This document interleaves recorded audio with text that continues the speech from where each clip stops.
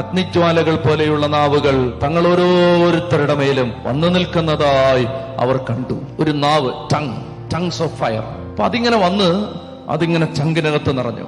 ഇനി അങ്ങനെ നിറഞ്ഞിട്ട് പറയുന്നതും നിറയാതെ പറയുന്നതും വ്യത്യാസമുണ്ട്. ആത്മാവ് നിറഞ്ഞിട്ട് ഹല്ലേലൂയ പറയുന്നതും ആത്മാവ് നിറയാതെ ഹല്ലേലൂയ പറയുന്നതും രണ്ടും രണ്ടാ. ചങ്കിനകത്ത് ആത്മാവ് നിറഞ്ഞിട്ട് ഹല്ലേലൂയ പറഞ്ഞാൽ കേൾക്കുന്നവൻ അഭിഷേകം ഉണ്ടാവും.